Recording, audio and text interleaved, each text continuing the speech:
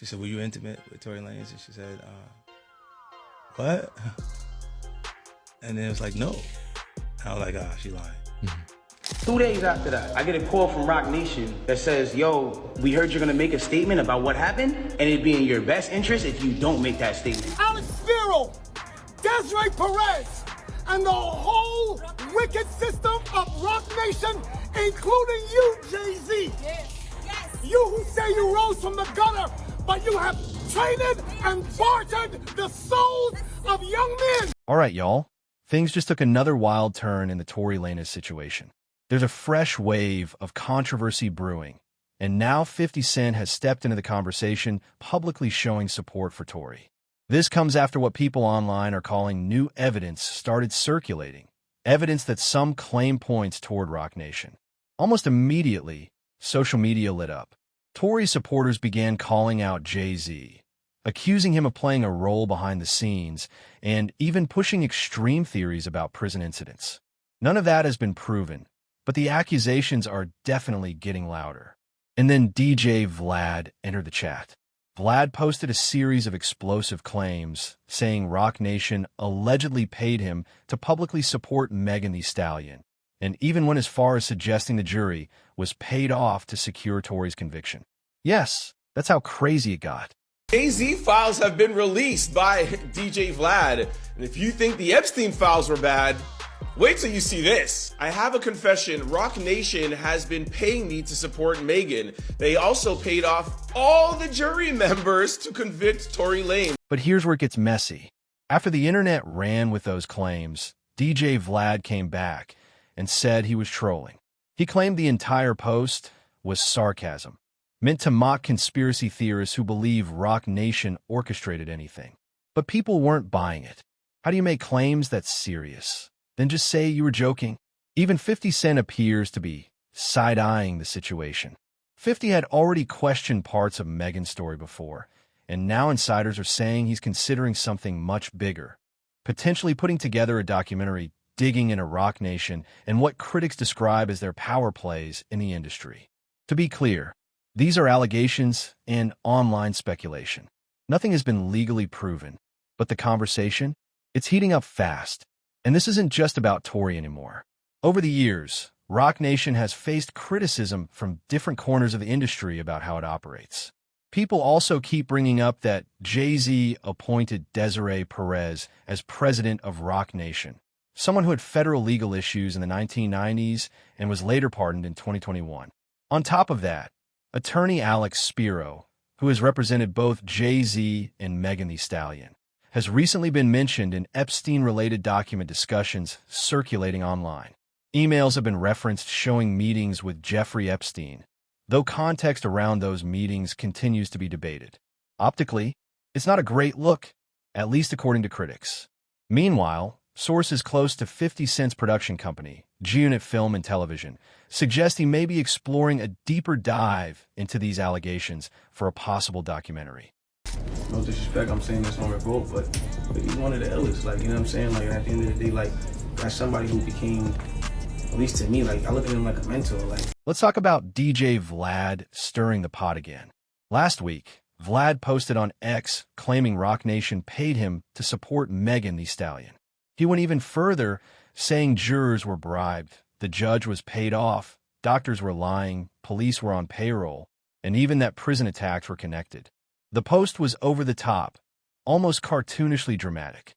3 days later, Vlad said it was all fabricated. He claimed he intentionally made the story ridiculous to prove how easily people believe conspiracy theories. According to him, nothing in that post was real, and he was never paid by Roc Nation. But instead of calming things down, it did the opposite. The internet doubled down. People began digging even harder, looking for receipts. And now 50 Cent appears to be paying attention. Remember, 50 previously hinted at possibly exploring Jay-Z's alleged ties in other controversies. Now the rumor mill says he could be preparing a broader investigation into Roc Nation itself.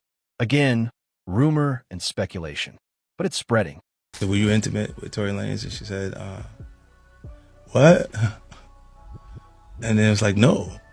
I was like, she lying. Now, let's rewind to the actual case.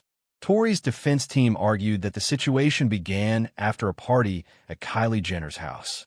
According to them, tensions escalated in the car involving Megan Thee Stallion, Kelsey Harris, and Tory Lanez. The defense claimed the conflict stemmed from jealousy and personal drama, specifically allegations that Tory had been intimate with Megan and later revealed that information to Kelsey. They argued both women got out of the vehicle and fought, and that Kelsey allegedly grabbed the gun during that altercation. That was the defense's narrative. In today's opening statements, the defense painting this as a case about jealousy, saying Kelsey had a previous romantic relationship with Tory.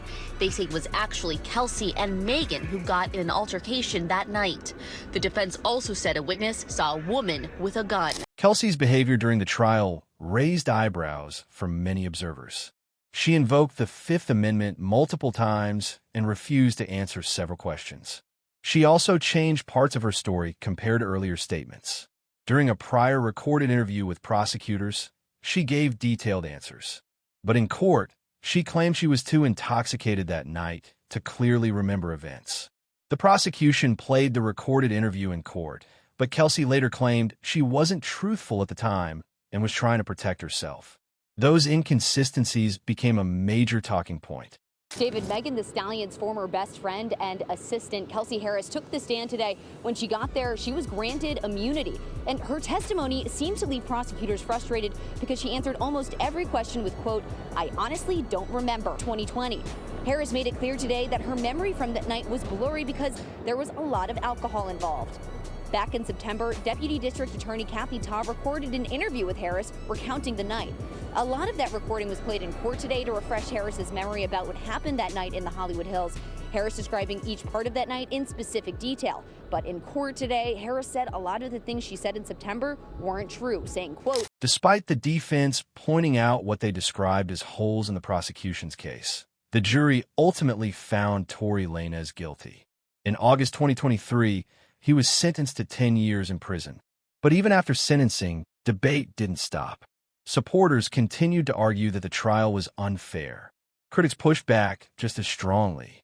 One of the most vocal figures was Tory's father, Sunstar Peterson, who left the courtroom blaming Roc Nation, Desiree Perez, Alex Spiro, and Jay-Z. He publicly accused powerful figures of orchestrating a setup, claims that have not been proven in court. Want to know how I feel? I'll tell you exactly how I feel. I got some names that I want to call. Alex Spiro, Desiree Perez, and the whole wicked system of Roc Nation, including you, Jay-Z. Yes. Yes. You who say you rose from the gutter, but you have traded and bartered the souls of young men. Tory's father vowed to expose what he believes happened and warned that Roc Nation would eventually fall. At the time, many dismissed it as emotional frustration. Now, with new controversies swirling online, some supporters believe his words are resurfacing in a new light. All of you, trust me, I have intercessors, prayer warriors around the world, and they will not stop until you are cut off. Yes. No, we don't shoot you with guns, but we know exactly how to bring you down in the world. And they never produced the prints, no fingerprints, not one. Tell me, how does bullets disappear in the LAPD's office? Tell me how there's no fingerprints. My God Almighty, I call heaven and earth to be a record today. That Roc Nation, you will crumble. I am an apostle of God, and you will know who I am. Fast forward to today. Jay-Z's name appears in broader online discussions connected to Epstein document releases.